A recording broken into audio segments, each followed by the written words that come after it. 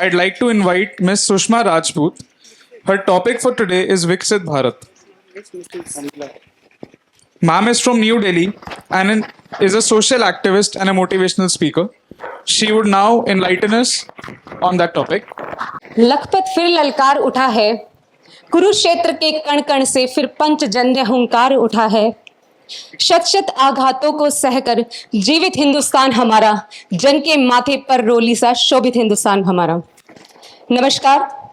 सर्वप्रथम इस मंच को नमन। माननीय अध्यक्षगण, अतिथिगण तथा सभी श्रोतागणों को मेरा हार्दिक अभिनंदन और नमस्कार।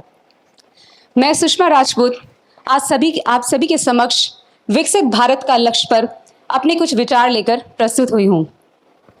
यदि सबसे पहले विकसित राष्ट्र का अर्थ को समझने का प्रयास करें, विकसित राष्ट्र एक ऐसा राष्ट्र जिसका सकल घरेलू उत्पाद यानी कि जीडीपी अधिक होता है। इसका दूसरा मानक है औद्योगिकरण, अर्थात जिन देशों की अर्थव्यवस्था उद्योगों पर टिकी हुई होती है उन्हें औद्योगिक राष्ट्र कहते हैं। एक विकसित राष्ट्र की संरचना और रूपरेखा किन विचारों पर या किन तथ्यों पर आधारित होती है वो इस प्रकार है। एक विकसित राष्ट्र जिसमें स्वास्थ्य सेवाएं सुचारू रूप से कार्य करती हों, एक विकसित राष्ट्र जिसमें गरीबी और अशिक्षा जड़ से मिट जाएं, एक ऐसा राष्ट्र जहां सरकारें भ्रष्टाचार मुक्त हों और अपना कार्य पारदर्शिता के साथ करती हों, एक ऐसा राष्ट्र जहां उच्च शिक्षा प्रतियोगिता पद्धति में कोई धांधली ना हो, युवाओं को रोजगार के नए नए अवसर प्रदान किए जाएं, एक ऐसा राष्ट्र जहां कृषि उद्योगों को अन्य उद्योग धंधों के साथ मिलकर आगे बढ़ने का मौका मिले, एक ऐसा राष्ट्र जहां सामाजिक और नैतिकता के आधार पर सभी वर्गों और सभी व्यक्तियों के लिए समानता का अधिकार हो। भारत इन मानकों पर ज्यादातर खरा उतरता है। अब यदि बात करें कोरोना काल की, तो कोरोना काल में भारत एक ऐसी शक्ति बनकर उभरा जिसने खुद का ही नहीं बल्कि पूरे विश्व का कल्याण किया और हम विश्व गुरु बनने की राह पर अग्रसर हो चले।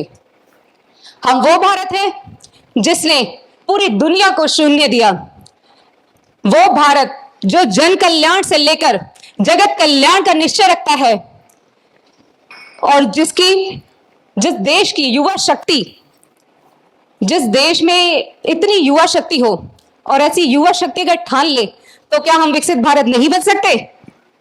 बताइए। अवश्य बनेंगे। अब बात करें अपने अंतरिक्ष जगत यानी स्पेस जगत इसरो की, तो हमने वो करके दिखाया जो कोई ना कर पाया। हमने वो करके दिखाया जो कोई ना कर पाया। सबसे कम बजट में 100% सफल परीक्षण करके दिखाया। हमारे नाम 104 सैटेलाइट्स को एक साथ सफलतापूर्वक लॉन्च करने का विश्व रिकॉर्ड है, जो अभी तक कोई और देश नहीं कर पाया है। हमने चंद्रयान मिशन को बड़ी सफलतापूर्वक पूरा किया और हमने अपने पहले ही प्रयास में मंगल मिशन पर कामयाबी मिली।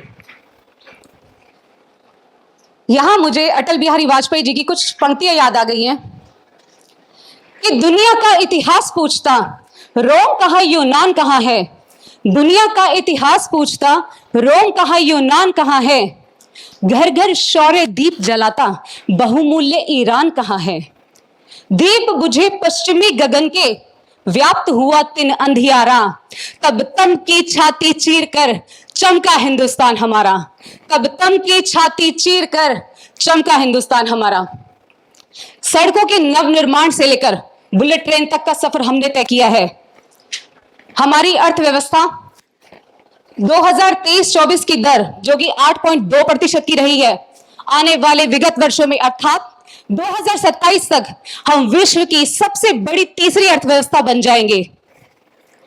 और यहां बात करें हमारे एआई युग की यानी कि आर्टिफिशियल इंटेलिजेंस की, तो जहां हम एआई के युग में इंसानों का काम मशीनों से लेते हैं, मैं चाहूंगी कि इस तकनीक का उपयोग कुछ इस प्रकार किया जाए कि मेरे देश के वीर जवान को अब कोई शहादत ना देनी पड़े, किसी माँ बहन बेटी का आंगन अब सूना ना हो। हम सभी को अपने देशवासियों पर सदैव ही गर्व है। इस पे 2 लाइनें कि जब तक मेरे देश का वीर जवान है जिंदा, कि जब तक मेरे देश का वीर जवान है जिंदा, भारत की सीमा पार नहीं कर सकता कोई परिंदा, भारत की सीमा पार नहीं कर सकता कोई परिंदा। और अंत में, अब कोई ताकत ना हमें रोक पाएगी, अब कोई ताकत ना हमें रोक पाएगी। हम चल पड़े हैं ऐसी राह पर, सबकी नजरें जम जाएंगी। बजेगा विश्व भर में भारत का डंका, बजेगा विश्व भर में भारत का डंका, भारत बनेगा विश्व गुरु और हम शान से फहराएंगे तिरंगा। जय हिंद, जय भारत। एक बार आप सभी प्लीज मेरे साथ मिलके बोलिए, इनकलाब जिंदाबाद, इनकलाब विकसित भारत के लिए। थैंक यू, धन्यवाद।